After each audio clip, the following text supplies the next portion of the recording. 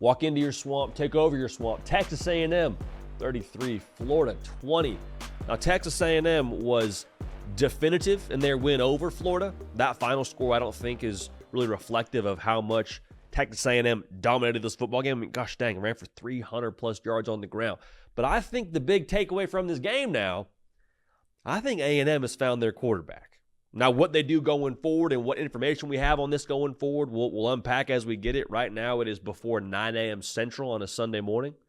But, again, I think Marcel Reed gives you some extra juice. We'll talk about that right now. Make sure you're subscribed right here to the On3 YouTube channel. We appreciate you for that. Texas A&M fans, want y'all dialed in because I think there's some excitement on the horizon for your Aggies. We'll unpack it together. Here's going to be the thing I want to get out ahead of. Well, it was Florida. That team, I mean, they're going to fire their head coach probably. Like, that's a team that's disorganized. They're bad defensively. You saw what Cam Ward did to them. Yes, I understand all that. I understand it was Florida. But I also think we would be irresponsible to not unpack what went into this game for Marcel Reed before he even got onto the field. Like, he didn't know he was the guy, from my understanding, until Connor Wegman went through pregame warmups. He was a game-time decision. And it wasn't like you were just strolling into the Yale Bowl. You were strolling into the swamp. All right, that's a tough place to play.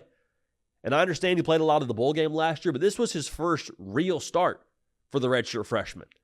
All right, so to get your first start on the road in a team against Florida that you're expecting to really show some fight in not ideal conditions. You got a weather delay. You got the ball being a little bit wet, I'm sure, at times.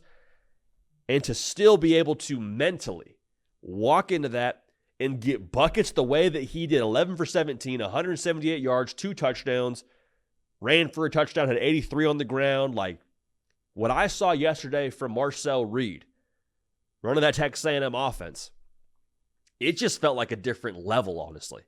And that's not to knock Connor Wegman. I think he's really talented, and I think maybe the perception on him is a little bit skewed because of the showing against a good Notre Dame defense. But, like, before, to me, it felt like you could stop Texas A&M if you could just play downhill in the box and play man coverage.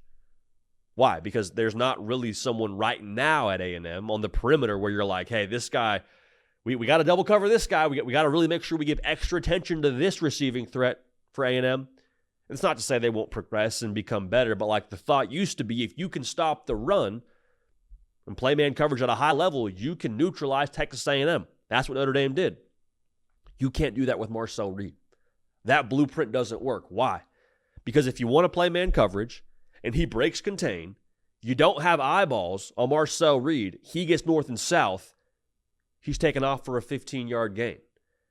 And like the physical attributes are one thing, and we saw that reflect in the box score with his dual threat ability. But like, to me too, like the poise and just the command of the offense you saw from him yesterday, the willingness to stretch it downfield, and the way that he put the Florida defense in conflict. And now the Florida defense got their own problems. I mean, do not misunderstand me. I'm not telling you the Florida defense is the end-all, be-all filter for Marcel Reed being your guy. But it felt like the offense had a little bit more life and a more dynamic nature with him running the show. Because what I just said about there's not somebody on the perimeter right now that strikes fear into the hearts of opposing defenses, I think Marcel Reed elevates your receiving core because of what he's able to do when he breaks contain, because of his willingness to push the ball downfield and give those guys a chance to go get it. Like, if you're worried about Marcel Reed taking off and running, you have to play that offense differently. You have to give a different level of attention to those receivers for A&M. You can't just sit in man coverage. So what does that do? It allows receivers to find more space in the zone.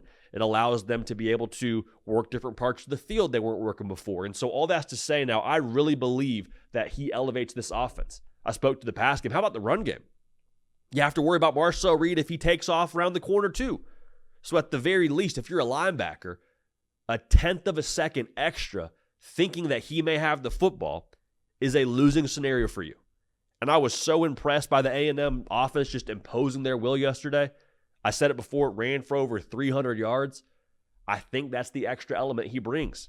He gives you something else to prep for, something else to worry about if you're the defense, and something else to call if you're the offense. Like, I think an offense tailored to his skill set going forward here could really be lethal. And again, I think he gives them the best chance to win football games going forward.